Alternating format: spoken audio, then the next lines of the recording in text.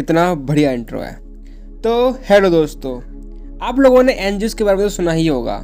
जब भी मैं किसी एनजीओ का नाम लेता हूँ तो हमारे दिमाग में एक उनके लिए अच्छी इमेज ही आती है और आनी भी चाहिए, क्योंकि इनका काम सच में काफ़ी अच्छा है और हमारे लिए काफ़ी हेल्पफुल भी रहा है अब तक।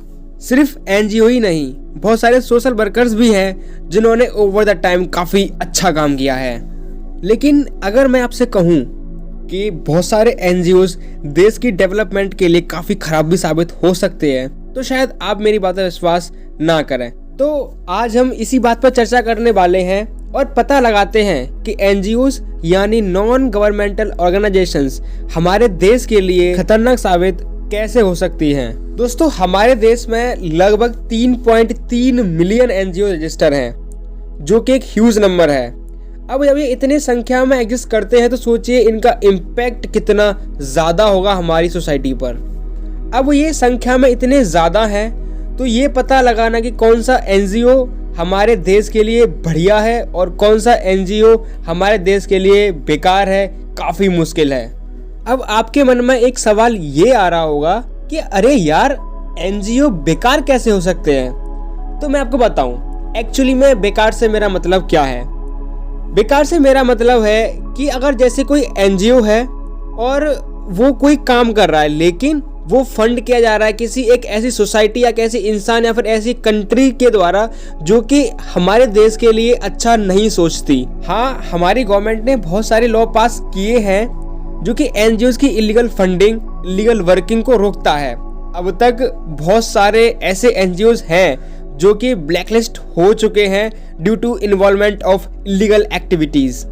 खैर, अब बात आती है कि ये एनजीओज हमारे लिए या हमारे देश के लिए बेकार साबित कैसे हो सकते हैं। तो इसके लिए एक रिपोर्ट आई है जो कि इंटेलिजेंस ब्यूरो ऑफ इंडिया ने दी है, जिसमें पहली बार बताया गया था कि एनजीओज जो हैं वो देश के डेवलपमेंट को स्लो डाउन या फिर कैसे रोक सकते हैं। ये रिपोर्ट 21 पेज की है, जिसमें ऐसे 7 रीजन बताए गए हैं या 7 जगह बताई गई हैं जहां की ये एनजीओ जो हैं वो एक्टिवली डेवलपमेंट को स्लो डाउन करने की कोशिश कर रहे हैं, जैसे न्यूक्लियर इंफ्रास्ट्रक्चर के बारे में या फिर एंटी कोल मैनेजमेंट के बारे में। अब आप सोचेंगे कि एक एनजीओ का न्यूक्लियर पावर प्लांट से क्या लेना देना?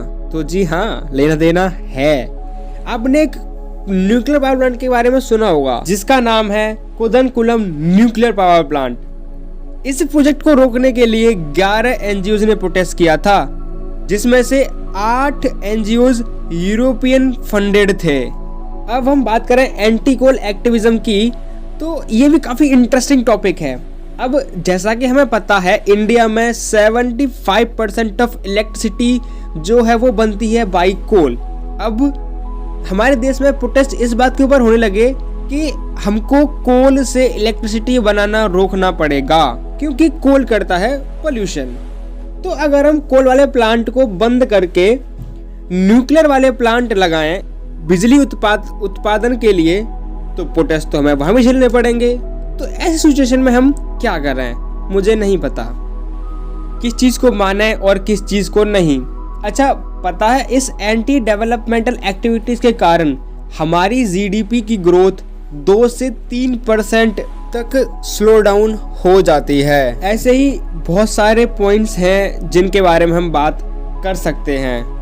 अभी रिसेंटली एक घटना हुई है जिसमें गवर्नमेंट ने उत्तराखंड के रोड चौड़े करने की बात कही है। तो इस बात को लेकर बहुत सारे एनजीओज ने प्रोटेस्ट किया और सुप्रीम कोर्ट में चले गए। सुप्रीम कोर्ट ने गवर्नमेंट से पूछा कि क्या जरूरत है रोड चौड़ा करने की। तो गवर्नमेंट ने फ्रस्ट्रेशन में अगर कहा कि रोड चौड़ा क्यों ना करें, अगर कोई वर्स्ट सिचुएशन में हमें अपनी कोई मिसाइल ट्रांसपोर्ट करनी पड़ी बाय रोड, तो हम कैसे करेंगे? तो एट लास्ट अब ये आपके ऊपर है कि आप एक एनजीओ के काम को कैसे कंसीडर करते हैं। Thank you for watching.